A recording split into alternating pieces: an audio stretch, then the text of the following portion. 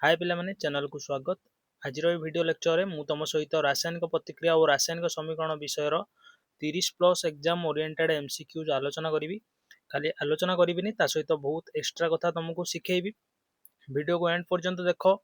आदि तुम चैनल को एपर्यंत सब्सक्राइब करना ताले निहाती करनी। चलो आज वीडियो को आरंभ करवा। देखो फास्ट क्वेश्चन, केउटी एक रासायनिक परिवर्तन नुहे? केउटी एक रासायनिक परिवर्तन नुहे? क्षीर दही रे परिणत होगा, एटा परिणत देई नहीं ऑप्शन, परिणत होगा हबो। शरीर रे खाद्यर हजम होगा, जलर बाष्पीभवन एवं काठ जालिबा। देखो रासायनिक परिवर्तन अर्थ नूतन पदार्थर सृष्टि। नूतन पदार्थर सृष्टि यदि आम देखा प्रथम केस रे फास्ट ऑप्शन रे क्षीर दही रे परिणत होउची, ता अर्थ किछि नूतन पदार्थ सृष्टि होउची कि? हाँ, क्षीर दही रे परिणत हेले नूतन पदार्थ दही सृष्टि है और दही को आम पुनर्बार क्षीर रे परिणत करिपरिबा नहीं।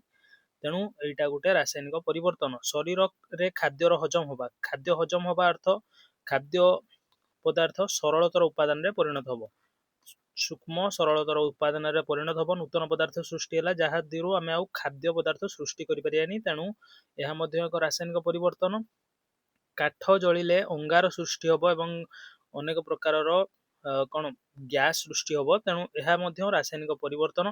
जलर बाष्पीभवन अर्थ होउची जलर केवल अवस्था बदलुची। देखो जल बाष्प होला परे पुणी वर्षा आकार पृथ्वी पृष्ठ को फेरी आसुची। तेणु यह एक रासायनिक परिवर्तन नुहे, तार अवस्था बदलुची एवं पुनर्बार आम फेरी पाई जाउछन्ती मूल जिनस को। सेतिपई आंसर ऑप्शन सी होबो। बुझि पारलो पिला माने? एबे देखो क्वेश्चन नंबर 2, मैग्नेशियम पात वायु रे जलिले उत्पन्न होउतबा धला गुंडर रासायनिक नाम कौन? मैग्नेशियम पात को जतबेले वायु उपस्थित रे आम जळेबा सेतबेले धला पाउडर MgO सृष्टि होबो। कौन सृष्टि होबो? MgO, magnesium oxide. MgO रो रासायनिक नाम होउची कौन? Magnesium oxide. देखो ऑप्शन कोडा अछि, ऑप्शन ए होबो राइट आंसर। तापर देखबा 3 नंबर क्वेश्चन कौन देइची? रासायनिक परिवर्तन बेले निम्नोक्त मध्यरु केउटी घटी न थाए? रासायनिक परिवर्तन बेले निम्नोक्त मध्यरु केउटी घटी न थाए? अवस्था रे परिवर्तन, गैस रो निर्गमन, तापमात्रा रे परिवर्तन, मौलिक परमाणु रो परिवर्तन, एटा घटी न थाए। तमरो अवस्था बदलिबो, तापमात्रा परिवर्तन होबो, गैस बाहरिबो, अवक्षेप सृष्टि होबो, एमिति परिवर्तन तो होबो, किंतु मौलिक परमाणु रे परिवर्तन एई कथाटा बही रे देइ नथिला। लेड नाइट्रेट रो रासायनिक संकेत कौन? लेड नाइट्रेट रो रासायनिक संकेत होउची PbNO3 2। देखो लेड नाइट्रेट एटा नवम श्रेणी रो पाठ। तुम यदि न घुसिया को चाहूँ ताले एटा तुम यदि योज्यता मन रखिथबो ताले मध्य करि परिबो। लेड होउची Pb लिखिदबो तार प्रतीक, नाइट्रेट होउची NO3 लिखिदबो, तापर यार योज्यता या तळे लिखिदबो। लेड रो योज्यता केते? 2, नाइट्रेट रो योज्यता 1, चिन्ह को बाद दे दियो, तापर तुम एक्सचेंज कर दियो। देखो होउची कोन? Pb1 लिखा जाएनी, नाइट्रेट पाखरे होल 2। बुझिपाल पिला माने? तापर देखिबा लेड नाइट्रेट रो जलीय द्रवण रो पोटासियम आयोडाइड रो जलीय द्रवण मिसाइले जेउ अवक्षेप सृष्टि हुए तार रंग कोन? लेड नाइट्रेट रो जलीय द्रवण रे कोन मिसेइबा? Potassium iodide. ताले कोन सृष्टि होबो? लेड आयोडाइड सृष्टि होबो एवं आ कोन सृष्टि होबो? लेड आयोडाइड एवं पोटासियम नाइट्रेट। बुझिपाल? हलदिया अवक्षेप सृष्टि होबो। जो अवक्षेप सृष्टि होबो तार रंग होउची हलदिया। जदि प्रश्न पचारि थांता अवक्षेपटी कोन, तमे लिखि थांतो लेड आयोडाइड एवं एठी अवक्षेपर रंग पचारिछि जेहेतु आमे ऑप्शन डी चूज करिया हलदिया। तापर देखिबा रासायनिक प्रतिक्रिया को एमिति पूरा संपूर्ण मन रखिबो जेमि तमे लिखि पारुथबो। तापर ता सहित तांकर जो फिजिकल स्टेट भौतिक अवस्था मन रखिबो। लेड नाइट्रेट रो जलीय द्रवण निया हबो aqueous, पोटासियम आयोडाइड रो जलीय द्रवण निया जिवो aqueous, तापर अवक्षेप जो तयारी हबो सॉलिड तयारी हबो, माने कठिन अवस्था रे लेड नाइट्रेट पुणी aqueous सृष्टि हबो। ए दिटा होची उत्पाद, जो दिटा हम नेइथिले प्रतिक्रिया पई से होची प्रतिकारक। एमिति बहुत कथा मन रखिबा को मध्ये पड़िबो।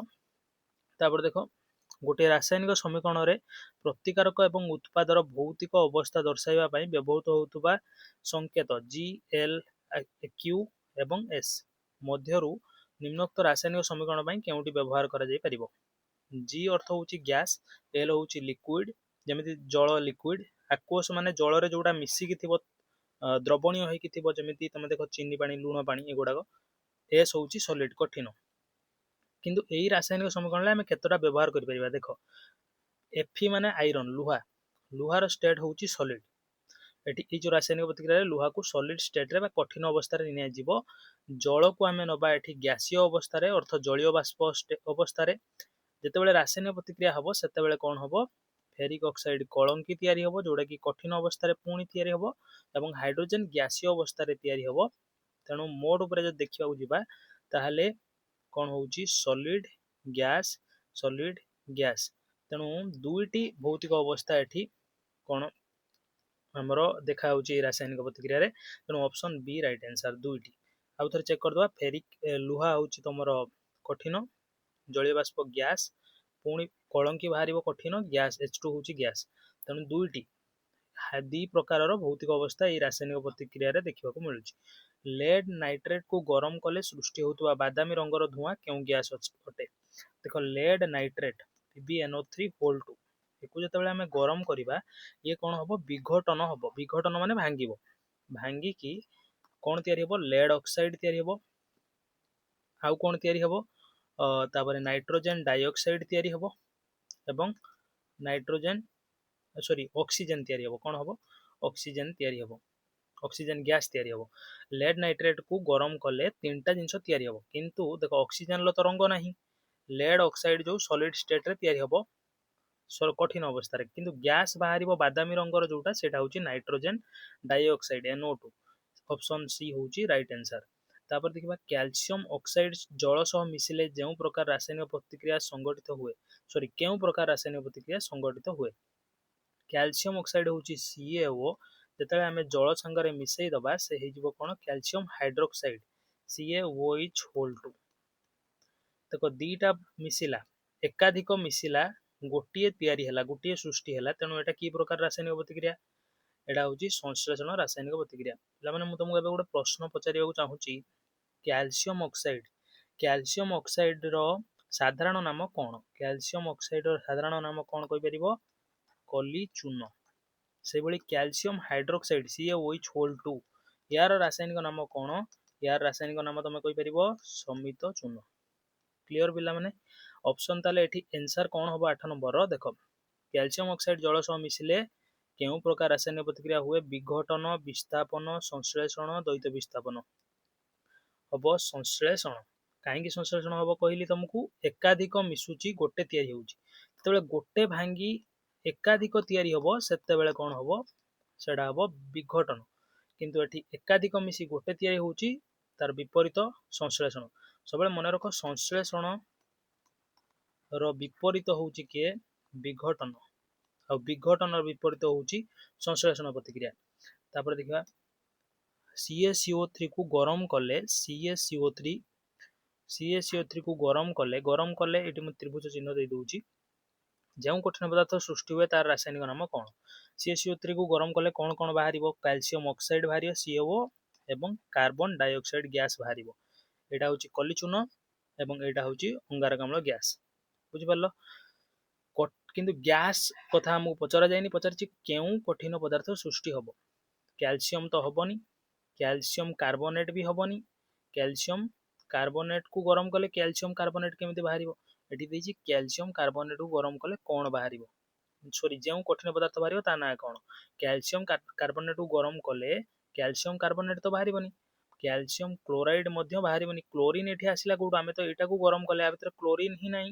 कैल्शियम अछि कार्बन अछि ऑक्सीजन अछि तेणु एई तीनटा मिसिकी जहा यौगिक मौलिक बाहरिया कथा बाहरिबो तेणु एठी आंसर हबो तमरो ऑप्शन बी कैल्शियम ऑक्साइड जदि ऑप्शन एमिति भी दैथांदा कली चून ताहाले भी तमे कोन चूज कर दैथांतो कांथ को चून पानी द्वारा धौलैबार 2-3 दिन मध्य अधिक उज्जवल देखा जाए एथिपाई दायी केउ पदार्थ अटे देखो कांथ को जति काले आमे CaOH2 द्वारा बा समित चून द्वारा धौलै दियंती सेतेबेले कांथ प्रथमे तो कोन फिका थिबो किंतु ताहा किछि दिन परे अंगारकाम्ल वायुमंडल सहित रिएक्शन करिकी रासायनिक प्रतिक्रिया करिकी कैल्शियम कार्बोनेट सृष्टि करिवो जहा कांथ को उज्जवलता दबो धला रंग आसी जिवो उज्जवल धला रंग कांथर तेणु दायी पदार्थ होउची के calcium carbonate option A right answer तापरे निम्नोक्त रासायनिक प्रतिक्रियाटी केउ प्रकारर प्रतिक्रिया AgCl ର विघटन है Ag आउ Cl तैयारी क्लोरीन गैस तैयारी है। देख सिल्वर क्लोराइड रो विघटन है कौन सृष्टि है सिल्वर एवं क्लोरीन गैस ये दुटा जिन तैयारी है। ताले हम तो डायरेक्ट कही सारे आंसर यहाँ रु ए दुटा सृष्टि है। देख भांगिला दुटा जिन तैयारी है बा एकाधिक जिन तैयारी है सृष्टि है जो गोटे रासायनिक पदार्थ मौलिक मौलिक तो हेनी यौगिक जो गोटे रासायनिक पदार्थ यौगिक भांगी एकाधिक पदार्थ सृष्टि करे ताको आमे विघटन रासायनिक प्रतिक्रिया कहती। बुझीपार पिला माने ताले आंसर हम कौन ऑप्शन बी हम कौन हम ऑप्शन बी। तापर पिला माने देखो 12 नंबर सॉरी सॉरी सॉरी एटा हला 11 नंबर गला। तापर आमे देखिबा 12 नंबर निम्नोक्त रासायनिक प्रतिक्रियाटी केउ प्रकार प्रतिक्रिया। बढ़िया प्रश्न। Zinc plus sulphuric acid zinc plus sulphuric acid zinc sulphate plus hydrogen gas. देख तुम यदि लक्ष्य कर जिंक प्लस सल्फ्यूरिक एसिड प्रतिकारक पार्श्व को लक्ष्य कर भल भाव में तुम देख ए हाइड्रोजेन सल्फेट अणु सह बांधी रही किंतु हाइड्रोजेन को विस्थापन करुच्ची बा हाइड्रोजेन को बाहर कर दउची जिंक एवं जितेबाला से रासायनिक प्रतिक्रिया संगठित होउची सेतेबाला जिंक हाइड्रोजेन को बाहर कर दे तार स्थान नहीं होउची हाइड्रोजेन एकुटिया हो जाउची। ताहले एटा की प्रकार प्रतिक्रिया है ये ताकू विस्थापित कला बा ताकू बाहर करदेला ताने एटा होउची विस्थापन प्रतिक्रिया। कौन हम सॉरी द्वैत विस्थापन मु लगेदेली हम विस्थापन विस्थापन माने जतबेले गोटे धातु अन्य एक धातुर यौगिक रु कौन कम प्रतिक्रियाशील मौलिक को विस्थापित करे बा बाहर कर दे तार स्थान अधिकार करे सेटा होउची विस्थापन रासायनिक प्रतिक्रिया। किंतु सब बेले एटी ध्यान दब विस्थापन संगठित होबाकू हेले एटी जो धातु अछि से एठी जो मौलिक गुडा अछि ताठारु अधिक प्रतिक्रियाशील होइथिबा दरकार।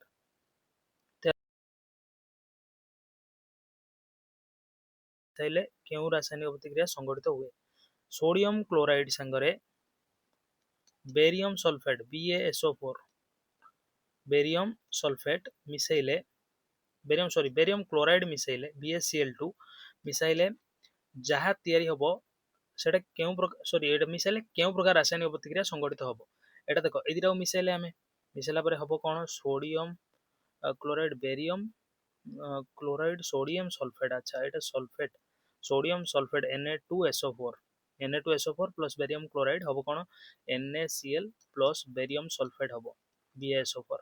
एटा जो तुम देखियो द्वैत विस्थापन कारण देखो सोडियम बेरियम रो जगह नहीं जाइछि और बेरियम सोडियम रो जगह नहीं जाइछि ये एठी कोन होला विस्थापन काई होउला कारण जिंक केवल हाइड्रोजन रो स्थान अधिकार करथिला।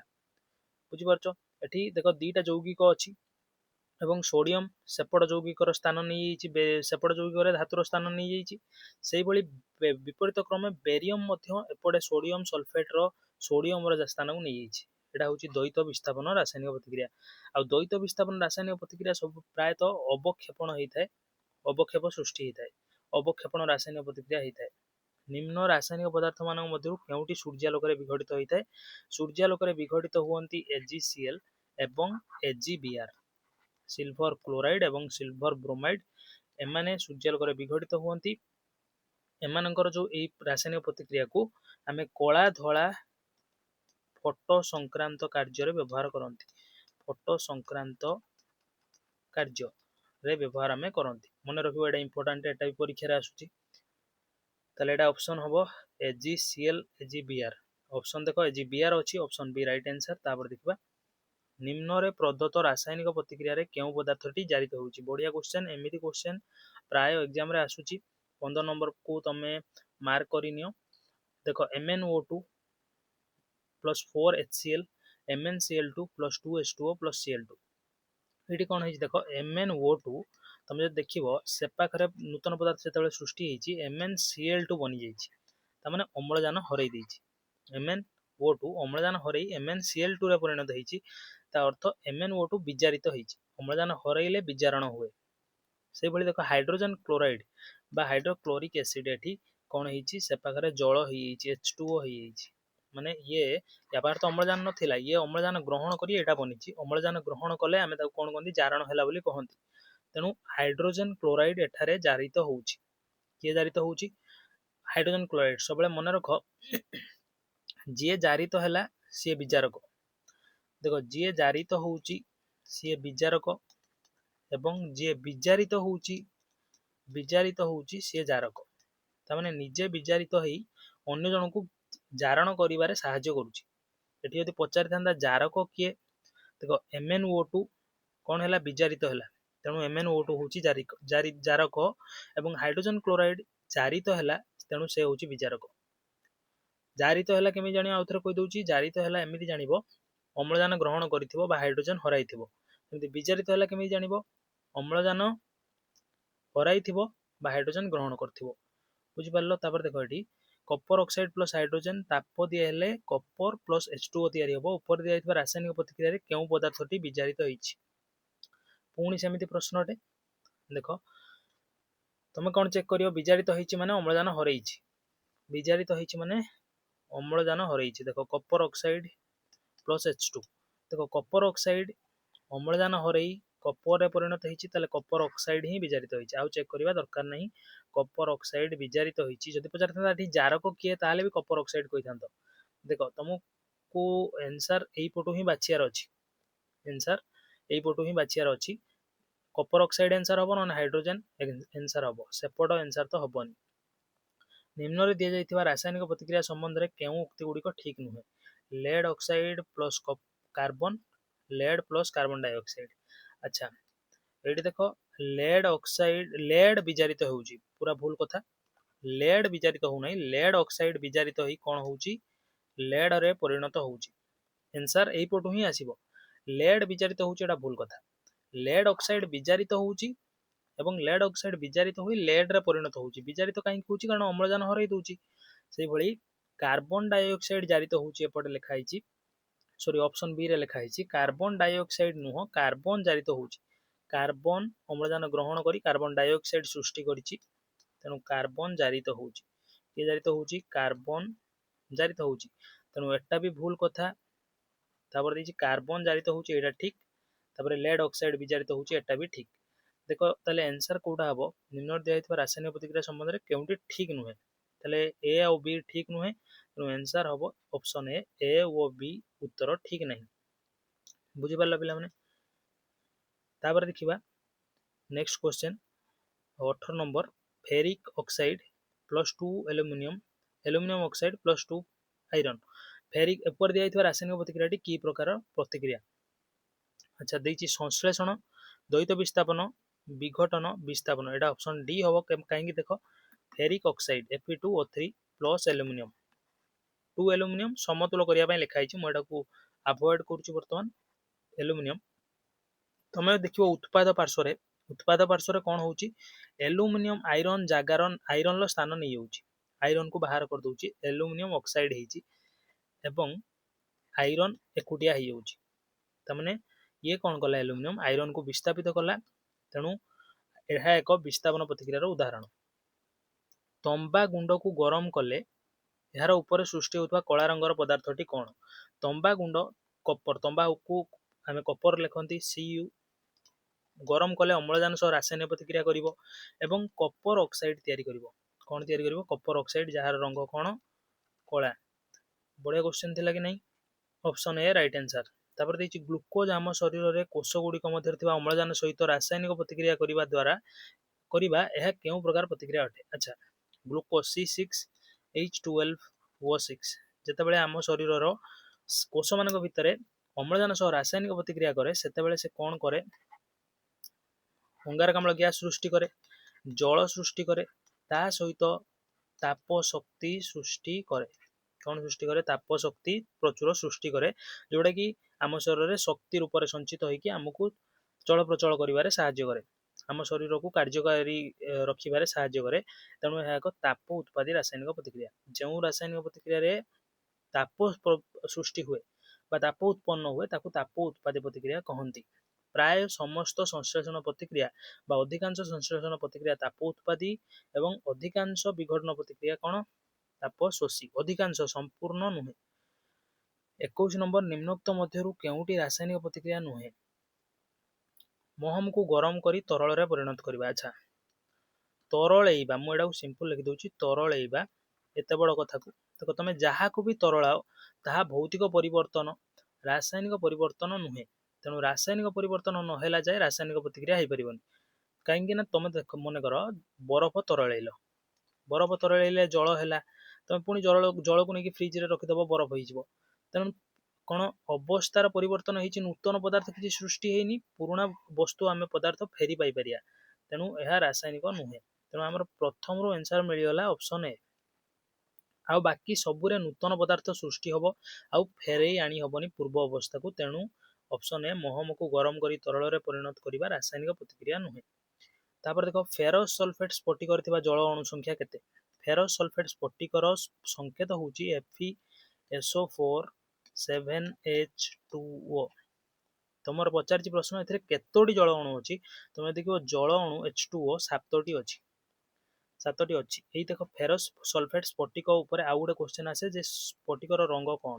ଫେରସ୍ ସଲଫେଟ୍ ସ୍ଫଟିକର ରଙ୍ଗ ସବୁଜ, ବା ଯଦି ଅପସନ ହାଲକା ସବୁଜ ଅଛି ତାହେଲେ ତମେ ସେଟାକୁ ଚୁଜ୍ କରିବ। ଏମିତି ନାହିଁ ଯେ ହାଲକା ସବୁଜ ଦିଟା ଯାକ ଦେଇଥିବ, ତମକୁ ସବୁଜ ନହେଲେ ହାଲକା ସବୁଜ ଦେଇଥିବ, ତମେ ହାଲକା ସବୁଜକୁ ଚୁଜ୍ କରିଦବ। ତାପରେ ଦେଇଛି ଖାଦ୍ୟ ପଦାର୍ଥର ଜାରଣକୁ ପ୍ରତିହତ କରୁଥିବା ପଦାର୍ଥକୁ କ'ଣ କୁହାଯାଏ? ବଢିଆ କଥା, ମାନେ ଖାଦ୍ୟ ପଦାର୍ଥ ଅମ୍ଳଜାନ ସହ ରାସାୟନିକ ପ୍ରତିକ୍ରିୟା କରନ୍ତି। ଖାଦ୍ୟ ପଦାର୍ଥ ରାସାୟନିକ ପ୍ରତିକ୍ରିୟା କାହା ସାଙ୍ଗରେ କରନ୍ତି? ଅମ୍ଳଜାନ ସାଙ୍ଗରେ କରିକି କ'ଣ ଖରାପ ହେଇଯାଆନ୍ତି, ନଷ୍ଟ ହେଇଯାଆନ୍ତି। କିଛି ନୂତନ ପଦାର୍ଥ ସୃଷ୍ଟି ହୁଏ ଯାହାକି ଖାଇବା ଯୋଗ୍ୟ ନୁହେଁ, କ'ଣ ନଷ୍ଟ ହେଇଯାଆନ୍ତି। କିନ୍ତୁ ଏହି ପ୍ରକାର ରାସାୟନିକ ପ୍ରତିକ୍ରିୟାକୁ ଅଟକେଇବା ପାଇଁ ଆମେ କ'ଣ କିଛି ଅନ୍ୟ ରାସାୟନିକ ପଦାର୍ଥ ବ୍ୟବହାର କରନ୍ତି, ଯାହାକୁ ଆମେ ପ୍ରତିଜାରକ କହନ୍ତି। ବୁଝିପାରିଲ ପିଲାମାନେ? ଆଉ ସବୁ ରଙ୍ଗ ଅପସନ ଅଛି, ଆଉ ସବୁ କ'ଣ ଇରିଲେଭେଣ୍ଟ ଅଛି, ତାକୁ ଦେଖିବା ଦରକାର ନାହିଁ। ତାପରେ ଚିପ୍ସ ପ୍ୟାକେଟରେ ପଦାର୍ଥ ଗୁଡ଼ିକୁ ଜାରଣରୁ ରକ୍ଷା କରିବାକୁ କେଉଁ ଗ୍ୟାସ୍ ଭର୍ତ୍ତି କରାଯାଏ? ଚିପ୍ସ ତ ଖାଇଥିବ, କୁରକୁରେ ଖାଇଥିବ, କୁରକୁରେ ପ୍ୟାକେଟରେ ଦେଖିବ ଯେତିକି କୁରକୁରେ ନଥାଏ ତା 2 ଗୁଣ କ'ଣ ଥାଏ? ଏୟାର ଥାଏ। ସେ ଏୟାରଟା ତମ ମନରେ ପ୍ରଶ୍ନ ଉଠିଥିବ କେବେ ନା କେବେ, ଏୟାର କାହିଁକି ଏତେ ରଖାଯାଉଛି? ଦେଖ, ଏୟାର ରଖାଯାଉଛି କୁରକୁରେକୁ ବା ଚିପ୍ସକୁ କ'ଣ ପ୍ରୋଟେକ୍ଟ କରିବା ପାଇଁ, କାହାଠାରୁ? ଜାରଣରୁ ରକ୍ଷା କରିବା ପାଇଁ ଏୟାର ରଖାଯାଇଛି। ଆଉ ଏୟାରଟା ରେ କ'ଣ ଗ୍ୟାସ୍ ରହିଛି? ଏଇ ବାୟୁରେ କ'ଣ ଗ୍ୟାସ୍ ଥିବ? ତା କୁରକୁରି ପ୍ୟାକେଟ ଭିତରେ ଯୋଉ ବାୟୁ ଅଛି ସେଥିରେ ନାଇଟ୍ରୋଜେନ ଗ୍ୟାସ୍ ଥିବ। କି ଗ୍ୟାସ୍ ଥିବ ପିଲାମାନେ? Nitrogen gas. ବହୁତ ବଢିଆ କ୍ୱେଶ୍ଚନଟେ ଥିଲା। ତାପରେ ଦେଖିବା ପିଲାମାନେ, ଦେଖ 25 ନମ୍ବର, ତେଲ ଘିଅ ଆଦି ଦ୍ରବ୍ୟ ବହୁଦିନ ରହିଗଲେ କେଉଁ ପ୍ରକ୍ରିୟା ଯୋଗୁଁ ସେଗୁଡ଼ିକ ଗନ୍ଧାନ୍ତି ଓ ସ୍ୱାଦ ବଦଳିଯାଏ? ଆଚ୍ଛା, ତେଲ ଘିଅ ଖାଦ୍ୟ ପଦାର୍ଥ ନଷ୍ଟ ହେଇଯାଆନ୍ତି ବେଶୀ ଦିନ ରହିଗଲେ, କାରଣ ଖାଦ୍ୟ ପଦାର୍ଥ ଅମ୍ଳଜାନ ସହ କ'ଣ ପ୍ରତିକ୍ରିୟା କରନ୍ତି? ଦେଖ, ମନେ ରଖ, ଯିଏ ବସ୍ତୁ ବି ଅମ୍ଳଜାନ ସହ ପ୍ରତିକ୍ରିୟା କରିବ ତାକୁ ଆମେ ପ୍ରତିକ୍ରିୟାକୁ ଜାରଣ ବୋଲି କହିପାରିବା। କ'ଣ କହିପାରିବା? ଜାରଣ ବୋଲି କହିପାରିବା। ତେଣୁ ଆନ୍ସର ଏଠି ହବ ଜାରଣ। ତେଲ ଘିଅ ଆଦି ଦ୍ରବ୍ୟ ବହୁ ଦିନ ରହିଗଲେ କେଉଁ ପ୍ରକ୍ରିୟା ଯୋଗୁଁ ଗନ୍ଧାନ୍ତି ଓ ସ୍ୱାଦ ବଦଳିଯାଏ? ଜାରଣ ଯୋଗୁଁ। ସେମିତି ଲୁହାରେ କଳଙ୍କି ଲାଗି ଲୁହା କ୍ଷୟ ହୁଏ, ନଷ୍ଟ ହୁଏ, ଏହା ମଧ୍ୟ ଜାରଣ ପ୍ରତିକ୍ରିୟାର ପ୍ରଭାବ ଅଟେ। ଜିଙ୍କ ଦାନା ସହ ଲଘୁ ସଲଫୁରିକ ଅମ୍ଳର ମିଶ୍ରଣରେ କ'ଣ ଘଟେ? ଜିଙ୍କ ଲଘୁ ସଲଫୁରିକ H2SO4, ଲଘୁ ମାନେ ପାଣିରେ ମିଶା ହେଇଛି, ତାକୁ ମାନେ ପୁରା ଡାଇରେକ୍ଟ ପିଓର ଫର୍ମରେ ନିଆଯାଇନି। ଜିଙ୍କ ପ୍ଲସ୍ ହାଇଡ୍ରୋଜେନ ସଲଫେଟ୍ ବା ସଲଫୁରିକ ଏସିଡ, ତମେ ଦେଖ ବିସ୍ଥାପନ ପ୍ରତିକ୍ରିୟା ହବ। ଜିଙ୍କ ହେଲା ହାଇଡ୍ରୋଜେନ ଠାରୁ ଅଧିକ ପ୍ରତିକ୍ରିୟାଶୀଳ, ତେଣୁ ଜିଙ୍କ ହାଇଡ୍ରୋଜେନକୁ ବାହାର କରିଦବ ତାର ଯୌଗିକରୁ, ଏବଂ ସେ କ'ଣ ତା ସ୍ଥାନ ନେଇଯିବ? ହାଇଡ୍ରୋଜେନ ଏକୁଟିଆ କ'ଣ ଗ୍ୟାସ୍ ହେଇକି ଉଡ଼ିଯିବ ବାୟୁମଣ୍ଡଳକୁ। ତେଣୁ ଏଠି କ'ଣ ସୃଷ୍ଟି ହେଲା? ଜିଙ୍କ ସଲଫେଟ୍ ଆଉ ହାଇଡ୍ରୋଜେନ ଗ୍ୟାସ୍ ସୃଷ୍ଟି ହେଲା। ସଲଫୁରିକ ଏସିଡ ମିଶିଲେ ଜିଙ୍କ ସଲଫେଟ୍ ଓ ହାଇଡ୍ରୋଜେନ ଗ୍ୟାସ୍ ଉତ୍ପନ୍ନ ହୁଏ। ଅପସନ ବି ରାଇଟ୍ ଆନ୍ସର। ନିମ୍ନୋକ୍ତ ରାସାୟନିକ ପ୍ରତିକ୍ରିୟାରେ କେଉଁଟି ଏକ ଜାରକ? ବଢିଆ ପ୍ରଶ୍ନ। ଦେଖ, ଜିଙ୍କ ଅକ୍ସାଇଡ ଯଦି ମୁଁ ଲକ୍ଷ୍ୟ କରିବି, ଜିଙ୍କ ହେଇଯାଇଛି, ଅମ୍ଳଜାନ ହରେଇ ଦେଇଛି, ତାହେଲେ ଇଏ ହେଲା ବିଜାରିତ। ଯିଏ ବିଜାରିତ ହେଲା ସିଏ ଜାରକ। ଯିଏ ବିଜାରିତ ହୁଏ ତାକୁ ଆମେ ଜାରକ କହନ୍ତି, ଯିଏ ଜାରିତ ହୁଏ ସେ ହେଲା ବିଜାରକ। ତେଣୁ ଜିଙ୍କ ଅକ୍ସାଇଡ ବିଜାରିତ ହେଇଛି ଏବଂ ସେ ହେଉଛି ଜାରକ। ତାପରେ ଦେଖ, MnO2 4HCl MnCl2 2H2O + Cl2 ରାସାୟନିକ ପ୍ରତିକ୍ରିୟାରେ କେଉଁଟି ଏକ ବିଜାରକ? ଆମେ ଦେଖିବା କିଏ ଜାରିତ ହେଇଛି। ଯିଏ ଜାରିତ ସିଏ ବିଜାରକ। ଦେଖ, MnO2 ଇଏ ତ ହେଇଛି କ'ଣ? MnO2 ହେଇଛି MnCl2, ତାମାନେ ଇଏ ହେଉଛି ବିଜାରିତ ହେଇଛି, ତାମାନେ ଇଏ ଜାରକ। ଇଏ କ'ଣ ଅମ୍ଳଜାନ ହରେଇଛି, ବିଜାରିତ ହେଇଛି, ତେଣୁ ଏକୁ ଛାଡ଼ି ଦିଅ। ଏବେ ଦେଖିବା HCl। HCl ଯଦି ଦେଖିବା, HCl H2O ହେଇଛି ଅମ୍ଳଜାନ ଗ୍ରହଣ କରିଛି ଏବଂ ଇଏ ଜାରିତ ହେଇଛି, ତେଣୁ ଇଏ ହେଉଛି ଅଶ୍ଳୀ ବିଜାରକ। ହାଇଡ୍ରୋଜେନ କ୍ଲୋରାଇଡ୍ ବା ହାଇଡ୍ରୋକ୍ଲୋରିକ୍ ଏସିଡ୍ ଇଏ ହେଉଛି ବିଜାରକ। ଜଳର ବିଦ୍ୟୁତ ବିଶ୍ଳେଷଣ ବେଳେ ଏନୋଡ୍ ଠାରେ କେଉଁ ଗ୍ୟାସ୍ ତିଆରି ହୁଏ? ପିଲାମାନେ କହିଲ ଏନୋଡ୍ କେଉଁ ପ୍ରକାର ଅଗ୍ର ଏବଂ କ୍ୟାଥୋଡ୍ କେଉଁ ପ୍ରକାର ଅଗ୍ର?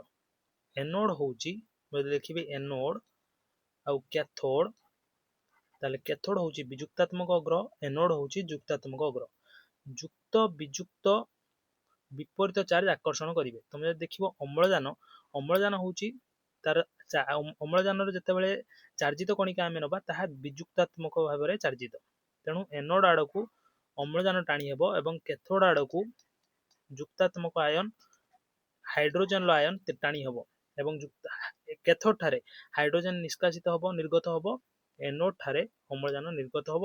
କ୍ୱେଶ୍ଚନ ପଚରା ହେଇଛି ଏନୋଡ୍ ଠାରେ କଣ ନିର୍ଗତ ହେବ, ତେଣୁ ତମେ କଣ ଆନ୍ସର ଲେଖିବ? ଅମ୍ଳଜାନ ଗ୍ୟାସ୍ ନିର୍ଗତ ହେବ। ଏଠି ଦେଖ 30 ନମ୍ବର କଣ ଦେଇଛି, ଏକ୍ସ ୱାଇ ଜେଡ୍ ର ମୂଲ୍ୟ ନିରୂପଣ କର।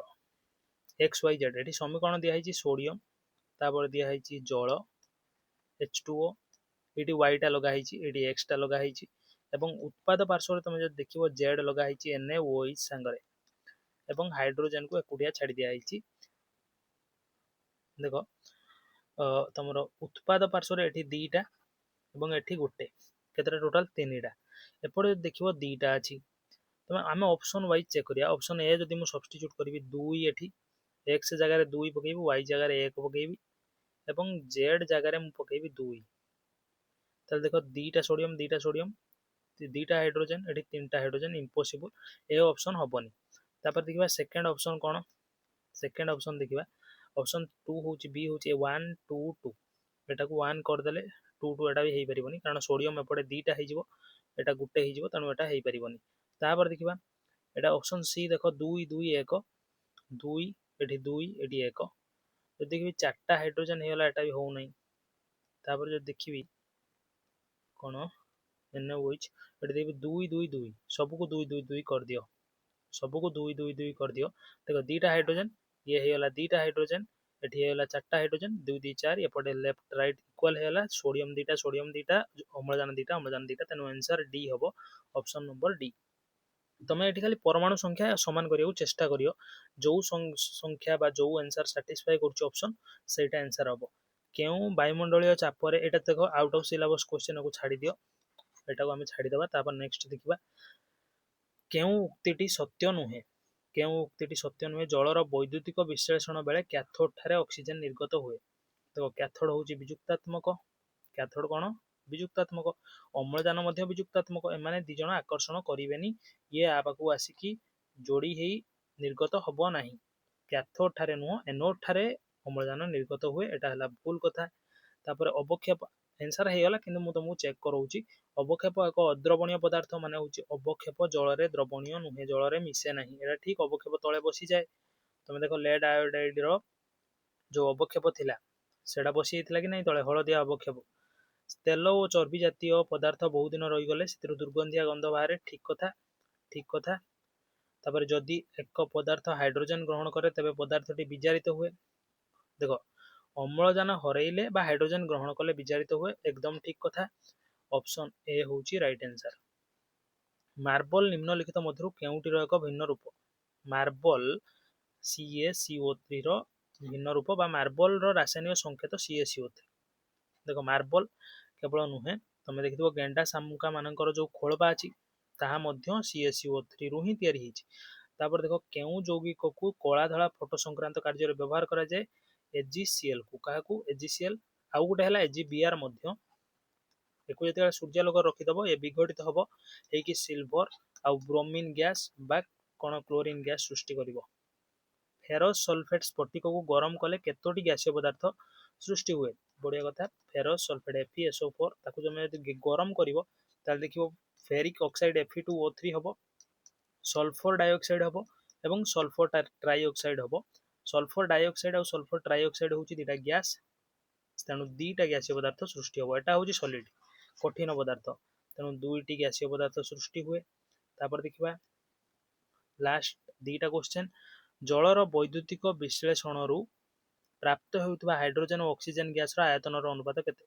ଦେଖ ଜଳ ଯଦି ଦେଖିବ ତାର ଅଣୁର ସଂକେତ H2O, ତା ମାନେ ଦିଟା ହାଇଡ୍ରୋଜେନ ଏବଂ ଗୋଟିଏ ଅକ୍ସିଜେନ।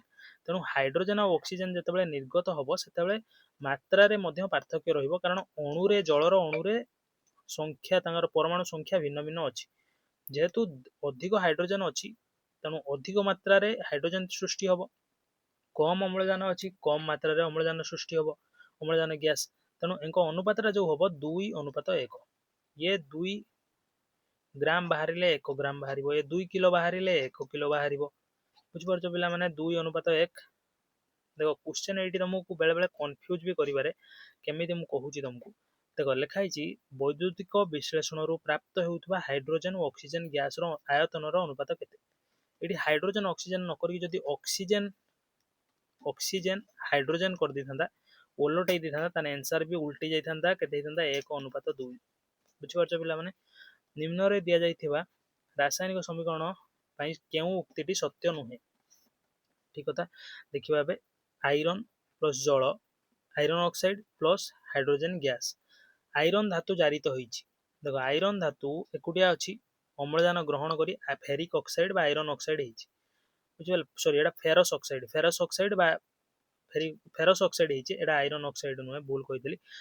ଆଇରନ୍ ଫେରସ୍ ଅକ୍ସାଇଡ ହେଇଛି ଅମ୍ଳଜାନ ଗ୍ରହଣ କରି, ଅମ୍ଳଜାନ ଗ୍ରହଣ କଲେ ଜାରଣ ହୁଏ, ତେଣୁ ଏଟା ଜାରଣ ହେଇଛି। ଠିକ କଥା, ଅପସନ ଏ ଠିକ ଅଛି। ତାପରେ ଦେଖିବା ଜଳର ବିଜାରଣ ଘଟୁଛି। ଜଳ ଦେଖ H2O ଅମ୍ଳଜାନ ହରେଇ ଦେଇଛି ଆଉ H2 ରେ ପରିଣତ ହେଇଛି, ତେଣୁ ବିଜାରଣ ଘଟିଛି। ଠିକ କଥା, ଏକଦମ ଠିକ କଥା। ତାପରେ ଏଠାରେ ଜଳ ଏକ ବିଜାରକ ଅଟେ। ଜଳ ଦେଖ ବିଜାରିତ ନିଜେ ହେଇଛି, ତେଣୁ ସେ ବିଜାରକ ହେଇପାରିବନି। ଯିଏ ବିଜାରିତ ହେଇଛି ସେ ଜାରକ ଅଟେ। ତେଣୁ ଅପସନ ସି ଏଟା ରଙ୍ଗ ଅଛି, ଏଟା ତ ଅଟୋମେଟିକ ଠିକ ଥିବ। ମୁଁ ଦେଖିଦଉଛି, ଜଳ ଏକ ଜାରକ ଭାବେ କାର୍ଯ୍ୟ କରେ। ଜଳ ଯେହେତୁ ନିଜେ ବିଜାରିତ ହେଇଛି, ଅମ୍ଳଜାନ ହରେଇ ଦେଇଛି, ତେଣୁ ତାହା ଜାରକ। ଏଟା ଠିକ। ଅପସନ ଡି ମଧ୍ୟ ଠିକ କହିଥିଲା। କୋଉଟା ଭୁଲ ଅଟେ ବା କୋଉଟା ସତ୍ୟ ନୁହେଁ, ତମର ଅପସନ ସି ହବ ଆନ୍ସର। ବୁଝିପାରିଲ ପିଲାମାନେ? ଆଶା କରୁଛି ତମକୁ ମୁଁ ଆଜି ଯୋଉ କ୍ୱେଶ୍ଚନ ବୁଝେଇଲି ତମେ ସବୁ ବୁଝିପାରିଥିବ।